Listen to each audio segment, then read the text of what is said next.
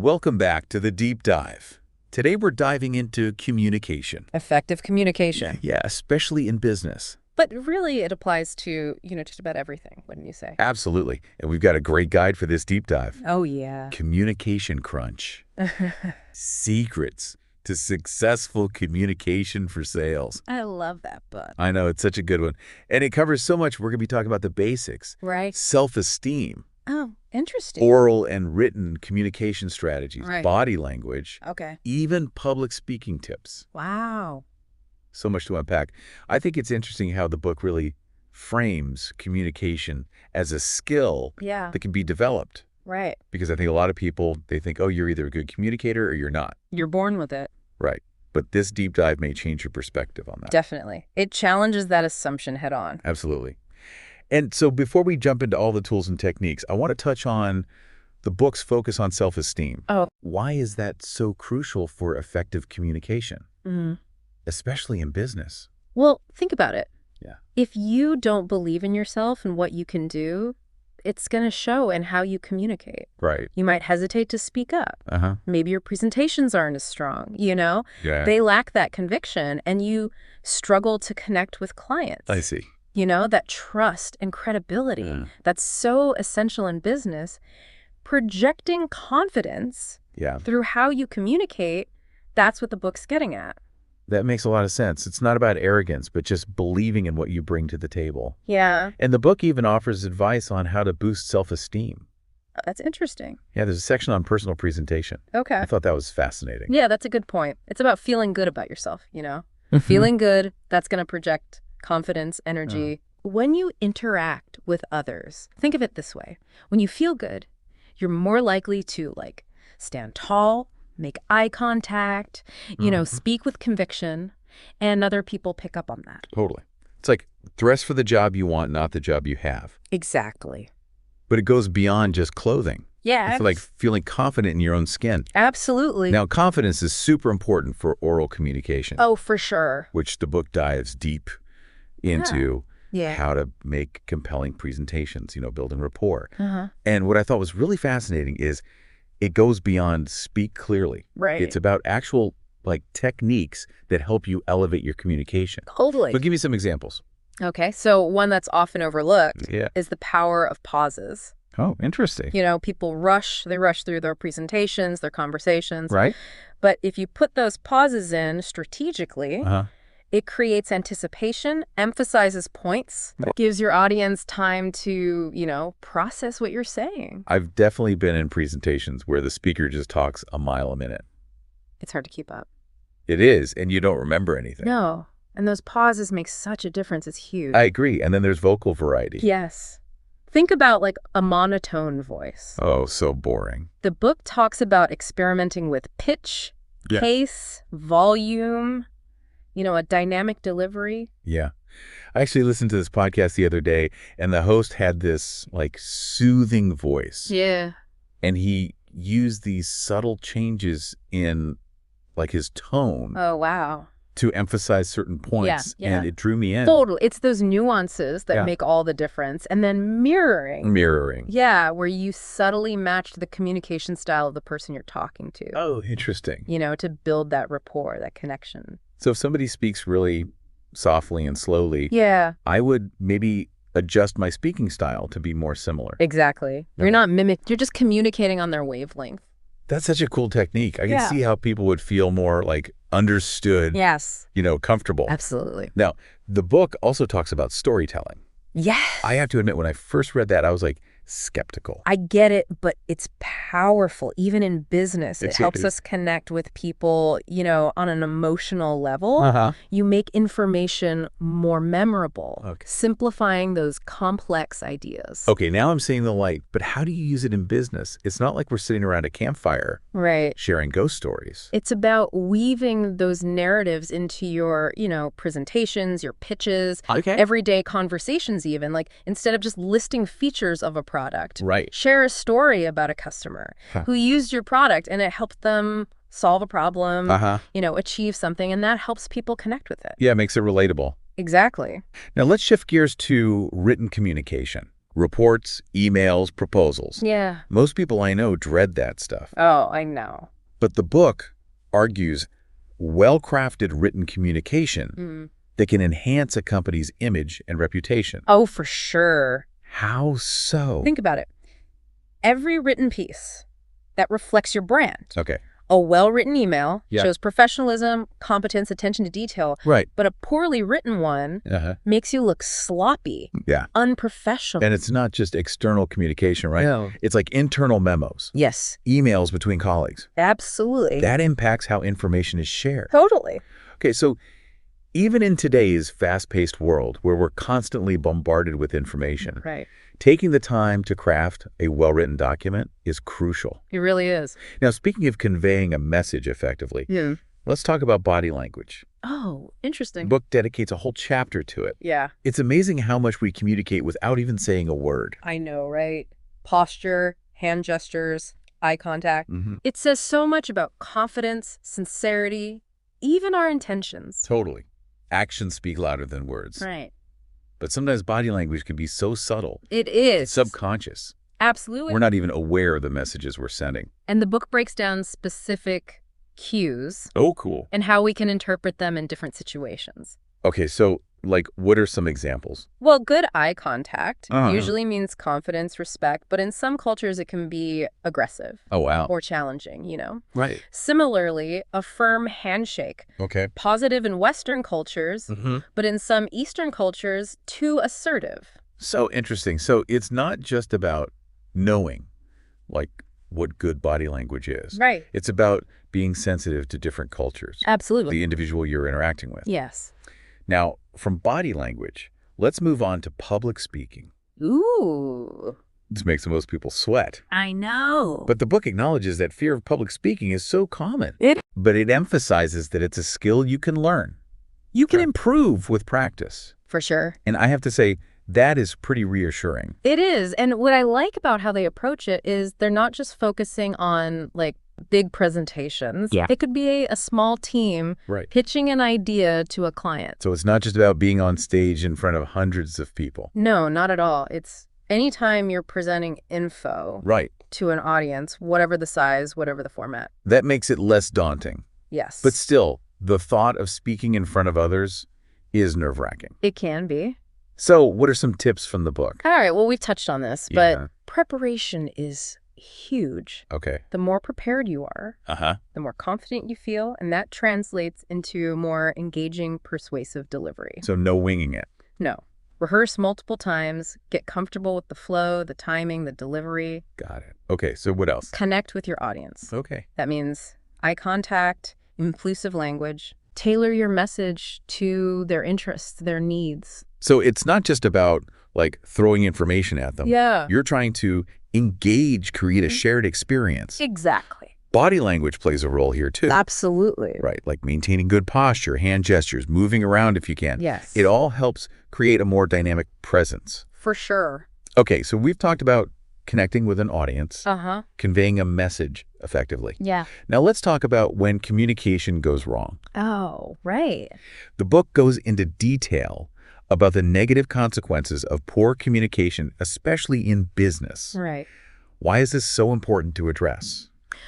Well, because as we've seen, communication is essential for pretty much every aspect of business. Right. It impacts, productivity, morale, customer relationships, Hmm. ultimately the bottom line. So when communication breaks down, it can lead to a whole bunch of problems. Okay, I'm intrigued. Give me some examples. Okay, so that classic game of telephone where information gets distorted as it passes from person to person? Uh-huh. That can lead to confusion, errors, missed deadlines. Oh, I've been there. It's like by the time the message gets to the last person, I know. it's totally different. But it's a different message, and it's often because the initial communication wasn't clear, Okay, or maybe there was no follow-up, Right. to make sure everyone understood. that makes sense. Another pitfall, Yeah, the assumption trap. the what? The assumption trap. Okay. It's where we assume others know what we mean. Oh, I do that all the time. I know, right? especially with people you work with closely. You Right. think, oh, they know what I'm thinking, but that can lead to so many misunderstandings. Okay. And the book really stresses clear, concise communication. Yeah. You got to state your message directly. Mhm. Don't leave anything open to interpretation, and confirm that everyone's on the same page. Okay, so clarity is key. What other communication breakdowns should we be aware of? Well, another big one is just not actively listening. Oh, yeah. We talk about it as a positive skill, Right. but when people aren't actively listening, Uh-huh. that's where the miscommunications come in. Yeah. The conflicts, the frustrations, It's like people are talking at each other, Yeah, with each other. exactly. And the book has tips on how to become a better active listener, Like what? like making eye contact, asking clarifying questions, Right. summarizing what you've heard to make sure you understand. So it's not just about hearing the words. Yeah. It's about engaging with the speaker, Yes. making sure you understand. Exactly. And we've got to remember our nonverbal cues too, right?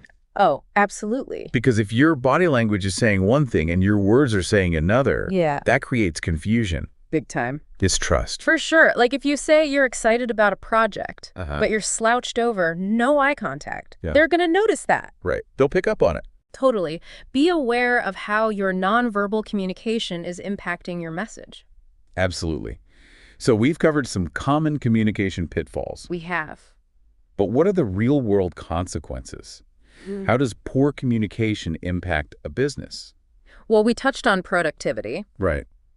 Imagine a team working on a project, and there's confusion about roles, Okay. responsibilities, deadlines. Yes. That can lead to duplicated efforts, Right. missed deadlines, wasted time and energy. It's like everyone's running around like a chicken with its head cut off. Exactly. Frustrating for everyone, low morale, even conflict. Yeah, that's the worst. It is. And it's not just internal communication either, right? No, you're right.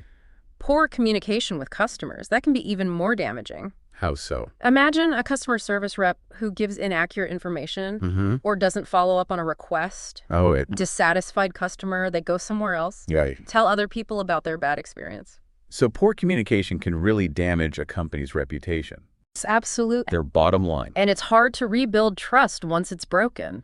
So this is serious stuff. It is. What can we do? Can we fix these communication breakdowns? Yes. The good news is the book offers solutions. Oh, good. And a key takeaway is creating a culture of open communication.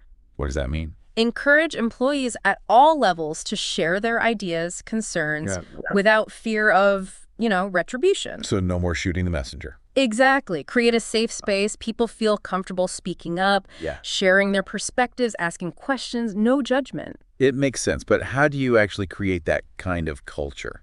You're right. It's not just about saying, hey, everybody speak your mind. Right. It's a conscious effort. Okay. Leaders need to set the example by being open to feedback themselves. Right. Actively solicit input from their team. Yeah. Respond to concerns constructively and in a timely manner. So lead by example. Yes. Make people feel heard. Absolutely. Value. And you provide clear communication channels and guidelines, regular team meetings, Okay. systems for feedback, suggestions, Yeah. even training on effective communication skills. Right, because even with the best intentions, people might not know how to communicate, Exactly. especially in a professional setting. Communication is a skill you can learn, you can develop, and providing that training can make a huge difference. Okay, so we've talked about creating that open communication culture. Yeah.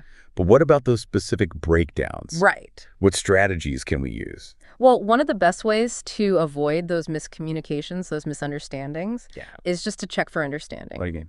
Like, after you've explained something, just ask, does that make sense? Oh, okay. Do you have any questions? Simple.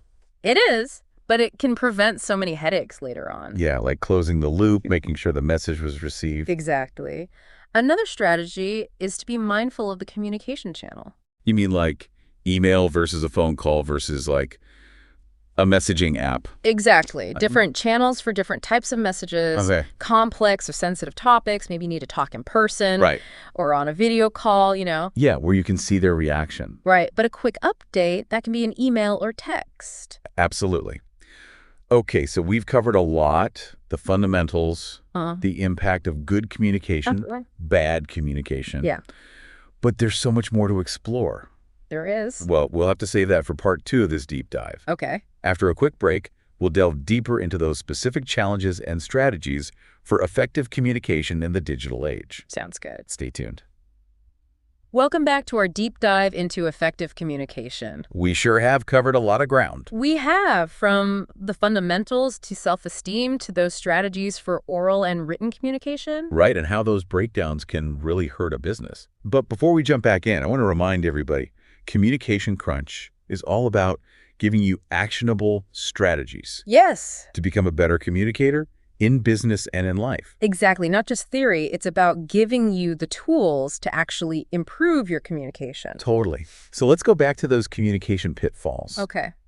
The book has this really interesting framework for understanding how they happen. It does. What are some of those traps that sabotage our communication? I'm ready to look in the mirror here. All right. Well, one of the biggest culprits, like we said before, is what they call the assumption trap. The what? The assumption trap. Okay. You assume the other person just gets what you're saying without actually checking. Oh, I do that all the time. We all do, especially with people we know well. Yeah. Or with familiar topics. Right. You just assume there's shared knowledge, but maybe there isn't. Oh, totally. Like with my team, we worked together so long. Yeah. I forget. Not everyone's on the same page. It happens. And I assume they just know what I'm talking about. Right. And that's where things go wrong. Yeah, big time. So the book has some advice. Okay. First, clarity is key. Okay. Don't be afraid to overcommunicate.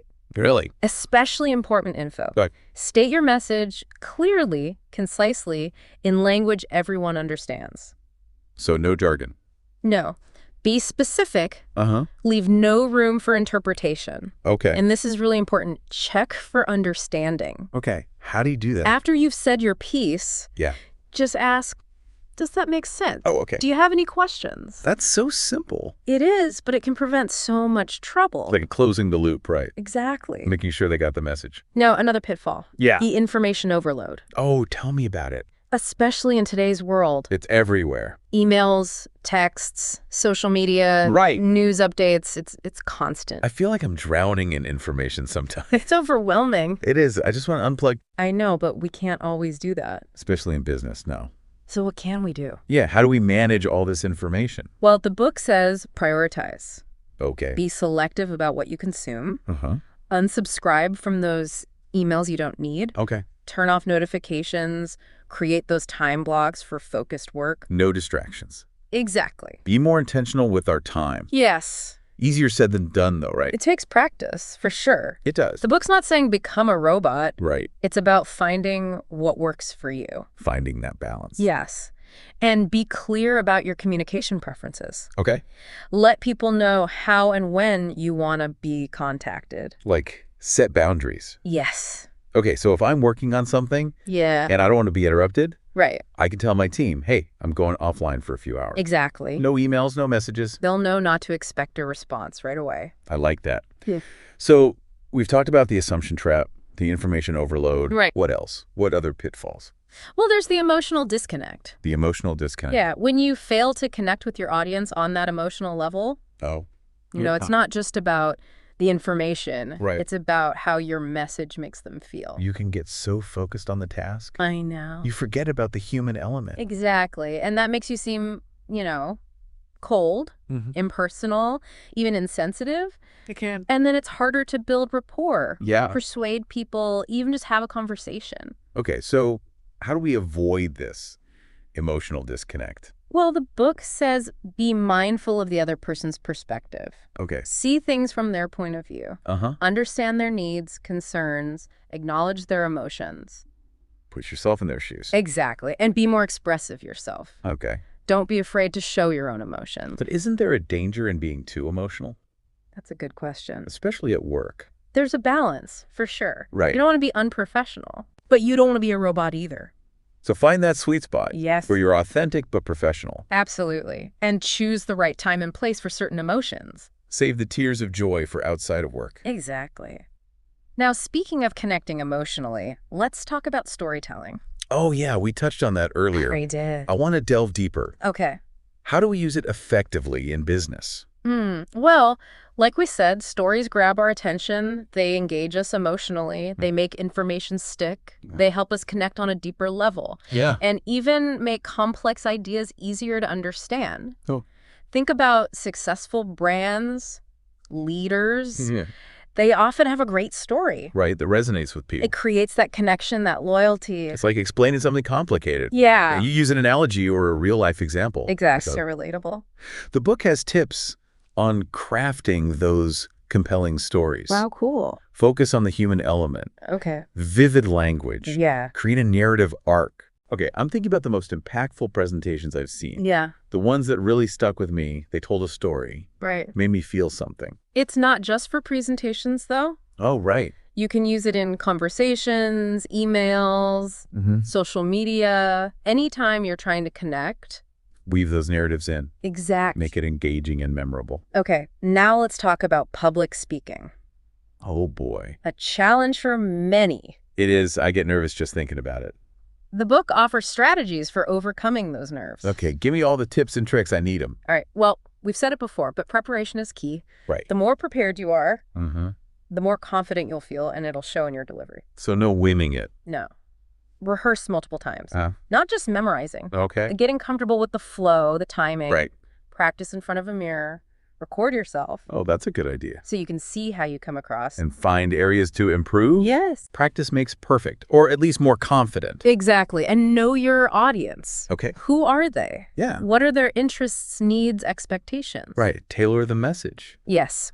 It's not about showing off. No. It's about connecting with them, sharing information that's meaningful. That makes sense. And be authentic. Okay. Be genuine. Let your personality shine through. So it's okay to be myself up there. Absolutely. Yeah. Audiences like that. Okay, good. Even if you make a few mistakes, you know, That's reassuring. be yourself. Now, body language, we talked about it before, You did. but how does it apply to public speaking? Well, it can make or break your presentation, Really? your posture, your gestures, eye contact, facial expressions. It all matters. So it's not just about the words. No.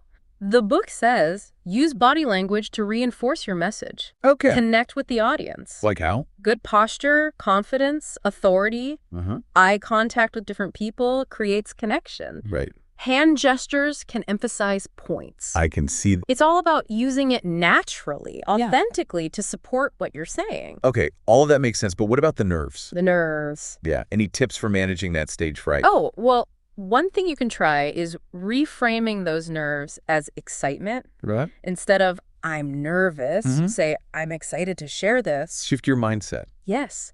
And focus on your breathing. Okay. When you're nervous, you take shallow breaths. Right. Makes the anxiety worse. Yeah. Slow, deep breaths calm the nerves. Like those relaxation techniques. Exactly. And visualize success. Before you go up there, Uh-huh. imagine yourself delivering a confident, engaging presentation. So create a positive mental image. Yes. The more you visualize it, Uh-huh. the more likely you are to achieve it. I like that. I'm feeling more confident already. That's great. And remember, practice. Right. The more you practice, the more comfortable you become. Now let's move on to written communication. Okay. We talked about clear and concise writing before, but what are the specific challenges and strategies in business? Well, the biggest challenge is the lack of those nonverbal cues. Right. You can't see them. No, you can't see their face, hear their tone. It's like a whole layer of communication is missing. Exactly. Messages can be misinterpreted so easily. Yeah, it can lead to misunderstandings, conflicts. Absolutely. We got to be extra careful how we craft those messages. Yes, especially in business. Okay, so how do we do that? Be mindful of your audience. Okay. Who are you writing to?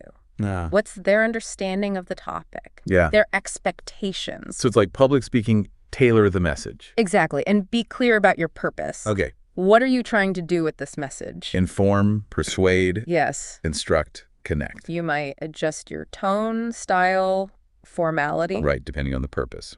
Now let's talk about structure. Okay, how do we structure a message effectively? Get to the point quickly. No burying the lead. No. People have short attention spans. They do. So grab their attention, make your message clear. No rambling. No. Use headings, subheadings. Okay. Bullet points make it easy to read. Yeah, visually appealing. Exactly. And use clear language. Okay. No jargon, Uh-huh. no technical terms, no complex sentences. Right, for your audience. Yes. Oh. And proofread. Oh, so important. Nothing's worse than typos and errors. I know, it makes you look bad. It does. Take your time, proofread, or ask someone else to. Fresh eyes are always good.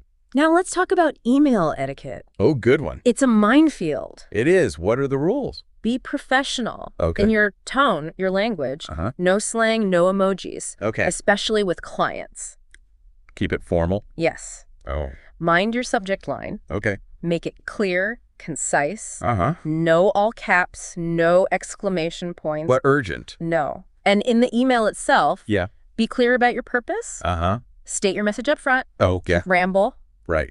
Get to the point. Be respectful of their time. Keep it concise. Okay. No unnecessary attachments. Nobody wants a huge file. No. And be responsive. Right. If someone emails you, Yeah. respond promptly. Even if you don't have the answer right away. Yes. Acknowledge their email. Let them know when you'll get back to them. Show respect. Exactly. Okay, what about emojis in professional emails? Oh, that's a tough one. It is. They can be fun, Yeah. but tricky in a professional setting. Right. What's fine for a friend might not be okay for work. Exactly. It's best to err on the side of caution, So no emojis at work. especially with people you don't know well. Or Yeah. sensitive topics. When in doubt, leave them out. Exactly. Now, let's talk about social media. Oh, social media. It's everywhere these days. Powerful tool. It is. Yeah. Connect with customers, build brands. Drive sales even. But communication can go wrong so easily. It can. It's so public. I know. Anyone can see what you post. Clients, competitors, everyone. Okay, so we got to be strategic. We do. How do we communicate effectively on social media? Yeah. What are the key things to keep in mind? Be authentic. Okay. Be genuine. Yeah. People can spot a fake. Right. Don't be someone you're not. Be true to your brand. Yes. And be engaging. Okay. Social media is about interaction. So respond to comments, answer questions. How about hearing the dialogue? Yes. Yeah. And watch your tone, your language, Keep it professional. just like with email. Represent your business well. Exactly. And be consistent. Okay? Your social media should match your brand. So authenticity, engagement, professionalism, consistency. Yes. And one more thing, be mindful of the platform. Oh, right. They're all different. They are different audiences, different norms. What's okay on one might not be okay on another. Exactly. A formal announcement might work on LinkedIn, Yeah. but not so much on Instagram. Understand the nuances of each platform. Exactly. We talked about active listening earlier. Yes, It's important for avoiding those breakdowns. it is. But how does it apply online, Oh, good where question. we don't have those nonverbal cues? It's definitely more challenging, It is. but just as important. So how do we do it? How do we actively listen online? Well, slow down. Okay. Take your time to read, really process the message. Not just skimming. No. Pay attention to the words, the tone, the emotions. A little more mindful. Yes. And ask clarifying questions. Right. If something's unclear. Exactly, because it's so easy for things to be misinterpreted online. It is. And be mindful of your own responses. Oh, right. Think before you type. Yeah. Don't be impulsive. Okay. Especially if you're emotional. Step away, come back later. Exactly. Active listening online, it's a challenge, but we can do it. We can. Effective communication, it's a skill you can learn. It is. It takes effort, Yeah. practice, Yeah, being mindful of our habits, the impact we have, but the rewards are worth it. they are. Okay, so we've covered so much. We The have fundamentals, the pitfalls, the digital age. a lot of information. But there's one thing the book only touches on. Oh. The impact of technology on communication. Ah, yes. Technology has changed everything. It has, for better and for worse. New tools for connecting, Yeah. but new challenges too. So many new platforms, apps, devices. I know, it's hard to keep up. It is, and it's not just about the technology itself. Right. It's how we use it. It can be a tool Uh-huh. or a distraction. Right, even lead to conflict. We have to be mindful. Intentional. Yes. So how do we do that? How do we harness the power of technology for good communication? That's a question for another deep dive. Okay. And we'll explore it in the next part of this episode. I can't wait. I'm so intrigued. But for now, we'll take a quick break. Stay tuned for the final part of our exploration, where we'll tackle the impact of technology and how to navigate this digital world. Welcome back to the deep dive. We're in the final stretch of our exploration of effective communication. And we're tackling the digital world. as promised.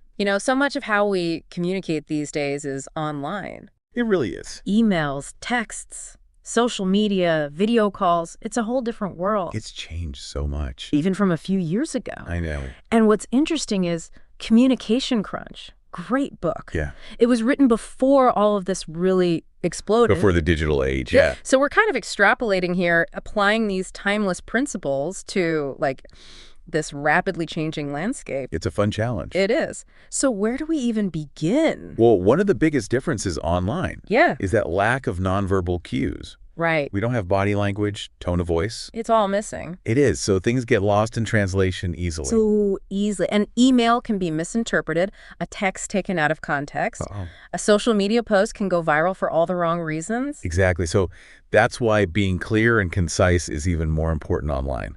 Okay. You got to choose your words carefully, structure your messages well, and proofread. Yeah, no typos. No typos. Yeah. Avoid those misunderstandings. It's like we have to be extra careful with our language because we're missing those cues. Right. You can't convey tone as easily. We can't. And we have to be aware of the limits of each channel, too. Right? Absolutely. Like email. Yeah. It's great for facts, for documents, Mm-hmm. but maybe not for sensitive conversation. Not the best for that. You need a phone call or a video call for that? Where you can see each other, hear the tone. Right. Pick the right tool for the job. Exactly. Speaking of channels, what about emojis and GIFs? In professional communication. Yeah, they're everywhere these days. They can be fun. They can. Add some personality, but you got to be careful. You do, especially at work. Especially at work. An emoji that's fine with friends might not be okay for a client. Exactly. So again, err on the side of caution. Yeah, especially with people you don't know well. Right. Or sensitive topics.